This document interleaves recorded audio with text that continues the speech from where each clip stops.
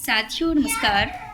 आज मैं आपको एक ऐसी चीज़ एक स्टोरीज़ के रूप में बताना चाहूँगी जो आपको बहुत अच्छे कर्म करने के प्रति सजग बनाएगा। जैसा कि आपको हेडिंग दिख रहा होगा कि बच्चों को कैसी विरासत सौंप रहे हैं, वो आप देखिए। संपन्न परिवारों में पले बढ़े किशोरों, नौजवानों के बारे में हम अक्सर यही पढ़ते सुनते हैं कि किसी ने मदहोशी के आलम में फुटपाथ पर सोए गरीबों के ऊपर अपनी गाड़ी दौरा डाली तो दौलत के मद में डूबे किसी युवा के हाथ सरकारी मुलाजिम के गिरेबान तक पहुंच गए।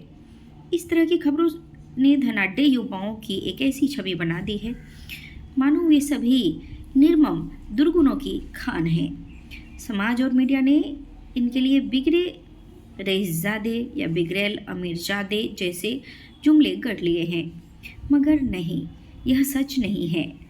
जस कॉलरा जैसे नौजवान इसके बड़े प्रमाण हैं।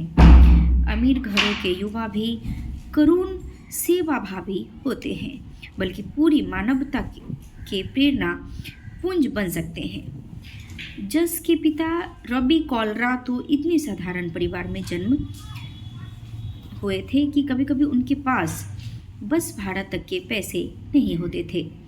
दिल्ली विश्वविद्यालय से स्नातक रवि शिक्षा के जरिए जब खुद को साबित नहीं कर पाए तो उन्होंने ताइक्वांडो का प्रशिक्षण प्राप्त किया और उसकी ट्रेनिंग देने को अपना कैरियर बना लिया। वह पुलिस बटालियन और सैन्य बलों को मार्शल आर्ट सिखाया करते थे। फिर ऐसा संयोग बना कि बतौर गुप्तचर उन्हें दुनिया के विभिन्न देशों में काम करने का मौका मिला और एक दिन अमेरिकी फौज ने उनके साथ एक ऐसा अनुबंध किया जिसके तहत उन्हें युद्धग्रस्त देशों में अमेरिकी फौज के साथ काम करने के लिए लोगों की भर्तियां करनी थी। रवि ज़्यादातर नेपाल की रॉयल आर्मी से सुरक्षित तौर पर सेवानिवृत्त होने वाले फौजियों की इसमें भर्तियां करने लगे। इस काम में उन्होंने काफ़ी पैसे कमाए। दौलत इतनी बरसी कि वह जूते खरीदने मिलान, इटली, सिंगापुर, हांगकांग चले जाते थे। दिसंबर 2007 में रवि कॉलरा किसी काम से दिल्ली में कहीं जा रहे थे। उनकी महंगी कार एक लाल बत्ती पर रुकी। अचानक उनकी नज़र एक दृश्य पर अटक गई। उस दृश्य में उन्होंने कचरे के ढेर से एक छोटे बच्चे और कुत्तों के साथ साथ कुछ उठाकर खाते देखा। गरीबी और अमीरी के दो ध्रुवों को जो जी चुके रवि को झटका लगा। मेरी हैसियत क्या है? ऊपर जब जाऊं तो क्या जवाब होगा मेरे पास? ड्राइवर को गाड़ी किनारे लगाने को बोल वह उस यतीम बच्चे के पास पहुंचे। उसकी फौरी मदद की और वहां से वह सीधे शमशान घाट चले गए।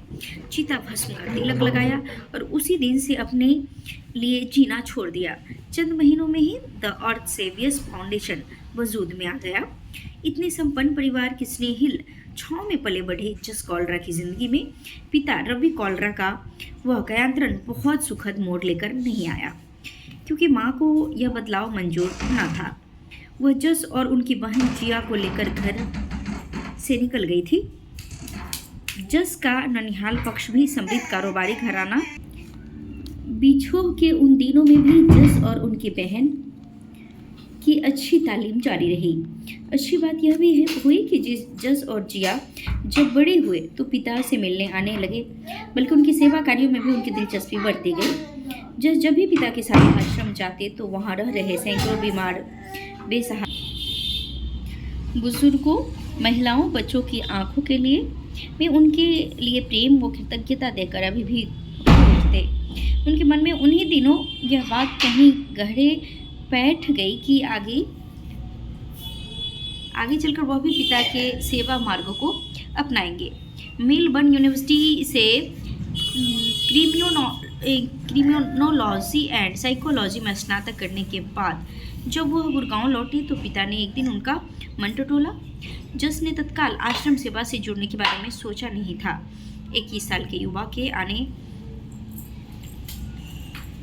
के आगे सारा संसार खुला होता है। फिर जस तो मेलबर्न में एक अंतर्राष्ट्रीय फुटबॉल लीग के सेंटर प्लेयर रह चुके थे। उन्होंने पिता से कहा, पापा मेरी इतनी एजुकेशन हो चुकी है, मेरा बिजनेस एक्सपोजर भी इतना हो चुका है कि मैं सालाना 70 लाख कमा लूँगा। आप मुझसे शर्त लगा लो। पिता खुश हुए और बोले, बेटे यह तो बहुत अच्छी बात है, पर एक बात बताओ, ऊपर तो एक दिन सबको जाना है। जब आप जाओगे तब भगवान जी को एक बैंक स्टेटमेंट दिखाओगे या अपने कर्मों का हिसाब दोगे? पिता की वो बात बेटे के भीतर उतर गई और अगस्त 2021 में नौजवान जिस जिंदगी की सारी रंगीनियां का न्योता ठुकरा सेवा की दुनिया में उतर गए। अपने अंतर्राष्ट्रीय पेशेवर उद्यम को संभालने के साथ साथ जिसने द अर्थ सेवियर्स फाउंडेशन के उपाध्यक्ष की हैसियत से गुड़गांव के बंदगारी व मंडावर गांव स्थित आश्रमों में सेवा का काम शुरू कर दिया। पिता के साथ ही दीन दुखियों की तीमारदारी करके उन्हें काफ़ी सुकून मिलता, मगर अंदाजा न था कि पिता इतनी जल्दी अपनी सारी जिम्मेदारी उन्हें सौंप देंगे। दिसंबर 2021 की एक सुबह महज 53 साल की उम्र में वह इस दुनिया को अलविदा कह गए, जिसके पास शोक मनाने का भी अवकाश न था, क्योंकि अगले दिन से ही संस्था के प्रेसिडेंट की हैसियत से सैकड़ों लोगों की सारी जिम्मेदारी उनकी थी। जिसने पिता की अपेक्षाओं को कभी मायूस नहीं किया, उन्हें निराश्रित के घाव साफ करने या लावारिस लाशों की अंतिम क्रिया करने में कभी कोई हिचक नहीं हुए। पिता खुश हुए और बोले, यह तो अच्छी बात है। पिछले ही महीने उम्र के 25वें साल में कदम रखने वाले जसकौल ने अब तक करीब 3000 शवों की सदगदी दी है, 1500 परित्यक्त बुजुर्गों का उद्धार किया है। इनमें से कई को उनके परिवार ने दोबारा अपना लिया, जिसके आश्रमों में लगभग 1200 लवारिस बच्चे, परित्यक्त बुजुर्ग व मानसिक रूप से असक्षम लोग रह रहे हैं, जिनके हर सुख दुख का वह ख्याल रखते हैं। ऐसे हृदय सेवाभावी नौजवान के लिए भला कौन दुआ नहीं करेगा। तो ऐसी युवा के लिए निसंदेह ये बहुत ही दुआओं के पात्र हैं और बहुत कम ऐसे व्यक्तित्व हैं इस धरती पे जो ऐसे